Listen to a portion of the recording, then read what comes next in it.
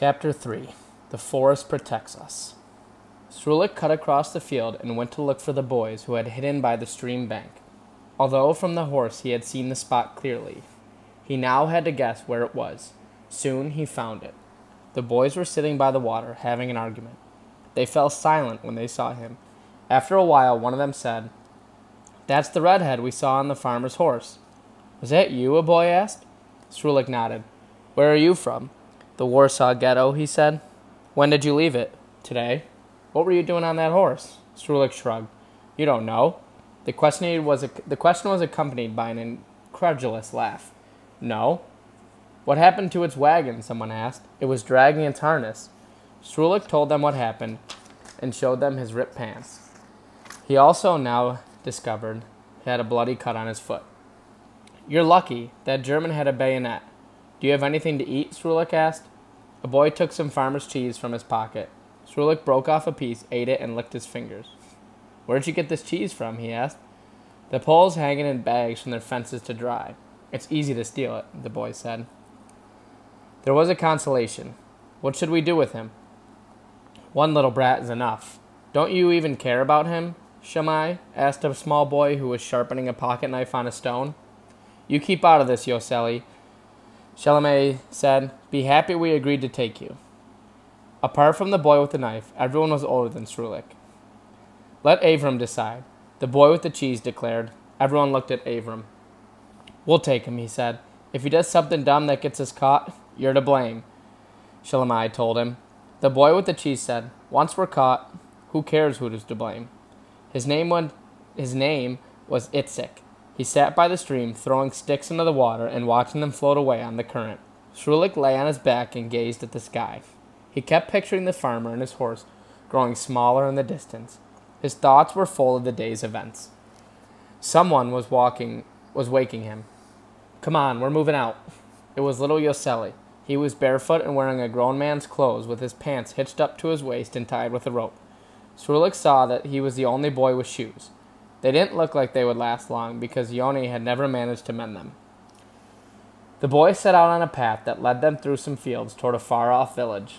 When they neared it, they took cover in a wheat field. Some people and animals were visible in the nearest farmyard. The sun was setting. A mare stood teased by a stable, its little foal scampering around it. A girl was coming home with a flock of geese.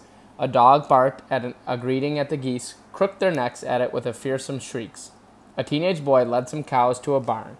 A woman stepped out of a house and shouted at him, "Jacek, get those pigs into the sty." Wasn't that the Polish name that was supposed to appear on the postcard his parents had planned to send to his brother and sister? The woman, her sleeves rolled up, went to the barn. She held a milk can in one hand and a milking stool in the other. Avram studied the farmyard. "They've prepared baskets of vegetables to take to the market tomorrow," he whispered. What happened next was unexpected. The farmer strode out of the house, saddled the mare, and rode off. The little foal ran after them. The dog jumped up to its feet and went with them. The boys excitedly watched them go. Then Avram said, "Now!" They jumped from their hiding places and ran to the farmyard. The large baskets of vegetables were standing by a wall next to a smaller basket of eggs. Avram grabbed the eggs while the others snatched cucumbers, tomatoes, carrots, and radishes and stuffed pockets and bags of cheesecloth with them. The geese shrieked. The boys took off at a run. The teenage boy looked out from the pigsty to see what was happening and yelled, "Yids, thieves, mama!" His mother stepped out of the barn. "The eggs," the Polish boy yelled. They all ran as fast as they could, with Avram and Shammai taking the lead. The Polish boy gave chase and caught up with the straggler who had started to run a moment too late. He tackled him and pinned him to the ground. The boy screamed and cried. The woman went on chasing the rest of them, falling farther and farther behind until she gave up.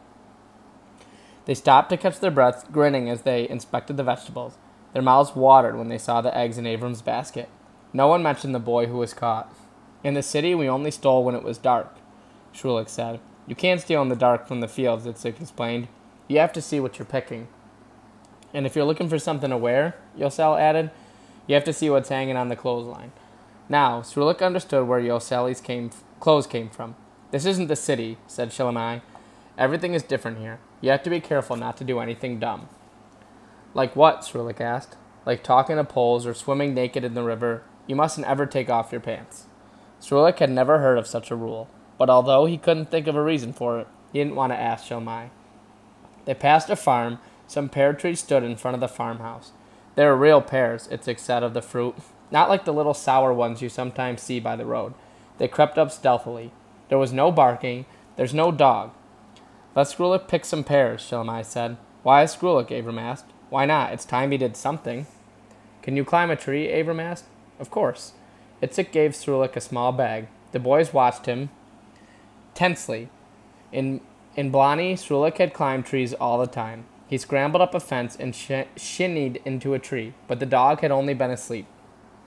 Now it woke behind the house and began to bark. An old farmer stepped outside and saw Skrulik in the tree. Skrulik jumped back over the fence and ran. The farmer freed the dog, and they ran after him. Stop, thief, the farmer shouted. The boys lit out before Skrulik reached them. Although he could easily outrun the farmer, the dog was catching up. He stopped short, took a pear from the bag, and flung it as hard as he could. It hit the target, and the dog howled and stopped too. But it didn't stop barking, and Skrulik didn't know what to do. If he started to run again, so would the dog, and if he didn't, the farmer would soon be there. Abram, seeing his predicament, turned back to lend a hand. Shalmai grabbed him. Don't! The farmer will catch you both. Let go of me, Abram growled and broke loose. He ran back and hit the dog with a stick. The dog lunged at him, but Abram had been in fights with village dogs before. He whacked it on the snout and ran off with its tail between its legs before the farmer could reach them. Skrulik couldn't stop thinking about the boy who had been caught. The boys came to a broad meadow and walked through the grass. Cows and horses were grazing in it. 3 other boys were sitting by a fire. Abram halted. He gave Yosel 2 small coins and said, Go ask if they'll sell us some matches. Skrulik went with him. Do you have any matches? They asked. The Polish boys shook their heads. We'll pay you for them, Yosel said. Then I reckon we've got some, said a boy. Yosel examined the box of matches he was given. It wasn't full. The boy filled it from a second box, and Yosel handed him the coins. Colored bottles were lying by the fire. Some were broken and others were neatly sliced in half. Are you making glasses from those bottles? Skrulik asked. What's it to you? Yosel leaned down and took 2 broken bits of bottles. You have to pay for that too. Try to make me, Yosel said. The Polish boys said nothing. From time to time, they cast suspicious glances at the bigger boys standing on the path. Let's go, Yosel said. He gave the matches to Abram, and they continued on their way. Yosel and Skrulik brought up the rear. How come Abram sent us to buy the matches? Skrulik wanted to know. We're too small to scare the Polish kids. But why did you take those broken bottles? They're for you. Yosel handed him the 2 pieces of glass. Skrulik didn't get it. They're in place of a knife. Who else has one? Just me. Where did you get it? I found it in the forest. Skrulik examined the broken glass. You have to wrap it in rags so it won't cut you. I don't have any rags, Skrulik said. Cut some from your shirt. Skrulik took a piece of jagged glass and cut off part of his shirt sleeve. The sun had set. The black line of the forest in the distance was now a row of trees. They sat down to eat in the fading light instead of waiting to reach the forest. Skrulik had never eaten a raw egg before. Yosel showed him how to make 2 small holes at either end with a toothpick and to stuck it out through one. Why don't you use your knife? Skrulik asked. The blade's broken. Look. Yosel opened the knife. No one mentioned the boy who had been caught. What will happen to him? Skrulik wanted to know. He'll be beaten and handed over to the Germans for money or vodka, Itzik said. And then? No one was caught has ever come back to tell us. Don't talk so much, Shalmai scolded them. They went on eating in silence. When they were done, they put the leftover vegetables in their pockets and bags and set out again. It was dark, but the darkness was different from the ghettos. The land loomed around them, as flat as the palm of a hand, and the vast sky overhead was strewn with stars. Just as they entered the forest, a big orange moon came up. Skrulik remembered moons like that one from Blani. In the ghetto, he had never seen one. They were almost in the forest now. Where are we going? Skrulik asked. Into the forest to sleep. He was scared. He had gone to the forest with his older brothers during the day to gather mushrooms and pick blueberries. But at night, it was a scary place. They passed the tree line and kept walking. Hold hands, Abram said. Skrulik gave one hand to Yosel and the other to Itzik. They came to a place where they stopped and laid down. For a few minutes, there was low conversation. Skrulik lay with his eyes shut. Then he opened them wide. The forest was talking. He listened. Was it the same forest as the big one near Blarney? The moon was hidden behind the treetops. Here and there, patches of sky shone brightly through the darkness. Stars glittered. The silhouettes of the branches were outlined against the sky. Srulik heard a strange sound, like someone groaning or breathing. He gave a start. "What's that?" he whispered. Yosel, lying beside him, whispered back, "An owl." "Aren't you afraid to hear it at night?" "Don't you see?" Srulik, Yosel said. "If not for the forest, the farmers would have caught us long ago. It's this darkness that keeps them from finding us and handing us over to the Germans the way they'll hand over Labelle. It protects us. That's why I like it. The darkness keeps us alive. Do you see now?" "Yes." "Are you still afraid?" "Yes," Srulik admitted. "You'll get used to it. I was afraid too." "How did you meet the other boys?" "I heard them talking. Their Polish sounded Jewish, so I went to them. At first, Shalomei didn't want to talk to me, or didn't want to take me." Srulik suddenly realized why Shalomei had told him not to talk to Poles. "Do I talk to Polish like a Jew too?" he asked. "No, neither does Avram. But some of us have Yiddish accents, like Shalomei." "And why shouldn't I go swimming or take my pants off?" "Because you're circumcised." "Aren't the Poles?" Yosel laughed. "No, only the Jews." Yosel was from Warsaw. His mother, he told Srulik, made a living in the ghetto by sewing and selling the blue stars of David that Jews had to wear on their sleeves. With the money she made, he had bought potatoes and bread on the Polish side of the wall and smuggled them to the Jewish side. It was hard, dangerous work. Twice he had been caught. Each time he was beaten and the food was taken from him. Before being taken to the hospital with typhus, his mother said to him, "Yosel, cross to the Polish side and don't come back." "And you've been in the forest ever since then?" Srulik asked. "No, at first I hung around the villages, until I was almost caught." "Couldn't we be caught in the forest too?" "No one goes very deep into it, except for the partisans." "Who are they?" "Poles who fight the Germans. They don't want any part of us, though. You have to watch out for the forester, too. He turns Jews in." "Are all the Poles bad?" Yosel thought. "No. Once I knocked on a door and they gave me food without any questions." "Are we deep in the forest now?" "Not yet. In the dark, it's safe here, too. In the morning, we'll go deeper." The next morning, Yosel awoke him. Srulik was surprised to open his eyes and see trees and branches instead of walls and a ceiling. Then he remembered where he was. He was hungry and thirsty. "Come," Yosel said. "We're going to our hideout." Avram led them through the trees to a brook. They stopped to drink, scooping water with their hands or lapping it up while lying on their stomachs. Srulik stuck his head in the water. It felt good flowing over him. He opened his mouth and drank. They took out their vegetables. Avram put the basket of eggs in the middle. When they finished eating, they stored everything in a hollow tree trunk and went to look for berries. Wild strawberries, raspberries, blueberries, and red and black currants. They also picked white and black mulberries from the trees and little green nuts whose shells were still soft. Srulik found some mushrooms. They were the kind he had gathered with his brother in the forest near Blarney. His new friends were afraid to eat them. "Srulik," Avram said, "you'll die from them." He ate them anyway, and his friends learned. Late that afternoon, Avram led them back to their hideout.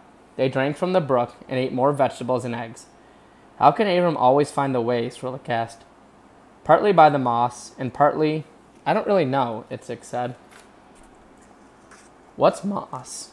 Itzik showed him some growing on the tree trunks. "You see," he said, "it only grows on one side of the tree, and no matter how many trees you look at, it's always the same side. It helps you to find your way back." Srulik didn't understand. "How?" "By following it in the opposite direction." Although this made no sense to him either, he didn't ask again. He would try to figure it out for himself. "Do you have any more farmer's cheese?" he asked. Itzik laughed. "No, we finished that long ago. We'll steal some more when we can." The next night, Srulik slept near Yosel again. They talked quietly before falling asleep. "You know something?" Yosel whispered. "Trees have souls." "Who told you?" "Labelle. He said their souls go places at night." "Was he your friend?" "Yes." "Are the souls of the tree good or bad?" "They must be good. No tree ever harmed anyone." Srulik thought about that. "Do you think it hurts a tree to break its branches?" he asked. "Maybe, no more than clipping your fingernails," said Yosel. "My mother always threw the clippings from my fingernails into the oven," Srulik told him. "First she mixed them with feathers." "So did mine, without the feathers. You know why?" "Why?" "So that your soul won't look for them on Judgment Day." "What's Judgment Day?" The end of the world, when all the dead rise. Everyone? That's what my grandpa says. I'll see my mother again, and she won't be sick anymore. Srulik sighed. I wish I knew what happened to my mother. What about your father? He told Yelsel the time they tried escaping the ghetto, and the German soldiers appeared on motorcycles. I can't remember my father, Yelsel said. He died when I was little. We lived with my grandfather. He was a bookseller. Can you read? Yes. Can you? No. When he was little, Srulik had gone to Hebrew school. All they had learned there was the Hebrew letters. The Polish letters were different. What did your father do? Yelsel asked. He was a baker. Sometimes he took me to his bakery to sleep on top of the oven. In the morning, he woke me and gave me the first hot rolls to eat. Srulik's mouth watered thinking of those rolls. Do you have brothers? He asked Yelsel. No. I have 2, and 2 sisters. Where are they? I don't know. Maybe they're dead. They were probably caught in some roundup. What's a roundup? Yelsel asked. That's when the Jewish police and the German soldiers take the Jews to trains for resettlement. Where? In the sky, Srulik said. Who told you? Yoni the shoemaker. Yelsel thought about that. I'm glad my mother's dead, he said at last.